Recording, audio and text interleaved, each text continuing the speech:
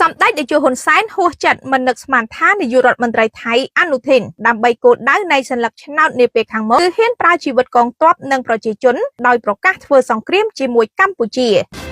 នៅរុស្ស៊ីថ្ងៃទី8ខែធ្នូនេះសម្ដេចតេជោហ៊ុនសែនប្រធានប្រសិទ្ធិបានបញ្ជាក់នៅលើបណ្ដាញសង្គមថាដើម្បីគោលដៅរកសញ្ញាឆ្នោតនាពេលខាងមុខអនុทิនហ៊ានប្រើជីវិតកងទ័ពនិងប្រជាជនដោយប្រកាសធ្វើសង្គ្រាមជាមួយកម្ពុជាក្នុងពេលដែលកងទ័ពកម្ពុជាមិនតបតនោះឡើយការលើកឡើងរបស់សម្ដេចតេជោធ្វើឡើងបន្ទាប់ពីយោធាថៃបានបាញ់ប្រហារមកលើកងកម្លាំងកម្ពុជានៅតំបន់ប្រាសាទព្រះវិហារនិងតំបន់ផ្សេងទៀតនៅថ្ងៃនេះយោងតាមសំណេររបស់សម្ដេចបញ្ជាក់ថាសម្ដេចមិននឹកស្មានថានាយករដ្ឋមន្ត្រីថៃអនុทิនដើម្បីគោលដៅនៃសញ្ញាឆ្នោតនាពេលខាងជាមួយកម្ពុជាក្នុងពេលដែលកងទ័ពកម្ពុជាមិនតបតនោះឡើយសម្ដេចបានបន្តថាពេលមិនទាន់ក្លាយជានាយករដ្ឋមន្ត្រីគឺជាមិត្តភ័ក្តិដល់ឡើងជានាយករដ្ឋមន្ត្រីផ្លិចមិត្តភាពយើងយល់ពីការស្រឡាញ់ជាតិតែមិនគួរប្រកាសធ្វើសង្គ្រាមជាមួយអ្នកមិនតបតនោះដែរដោយឡែកបើយោងតាមសំណេរមួយទៀតរបស់សម្ដេចបានបញ្ជាក់ថាកម្លាំងជួរមុខទាំងអស់ត្រូវមានការអត់ធ្មត់ព្រោះពួកឈ្លានពានកំពុងប្រើអាវុធគ្រប់ប្រភេទបាញ់មកលើយើងតាំងពីម្សិលមិញយប់មិញ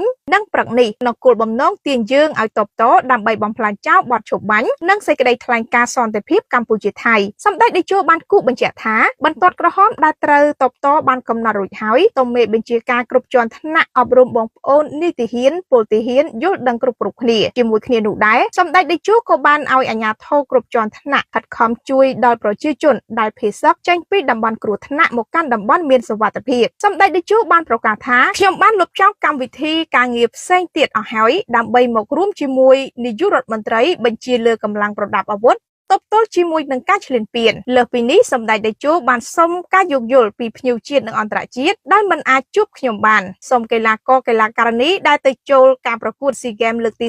33នៅប្រទេសថៃចូលរួមការប្រកួតជាធម្មតាយោងតាមក្រសួងការពារជាតិបានឲ្យដឹងថាបន្ទាប់ពីការបើកការបាញ់ប្រហារមកលើកងកម្លាំងនិងប្រជាជនស៊ីវិលនៅទិសយុទ្ធភូមិភាគទី4ក្នុងខេត្តព្រះវិហារនិងខេត្តឧត្តរមានជ័យចាប់ពីព្រឹកម៉ោង 5:04 នាទីនៅថ្ងៃទី8ខែធ្នូឆ្នាំ2025នេះមកយោធាថៃបានពង្រីកការវាយប្រហារមកលើខ្លួនមកខេត្តបន្ទាយមានជ័យក្នុងភូមិសាស្ត្រយុទ្ធភូមិភាគទី5ដោយនៅវេលាម៉ោង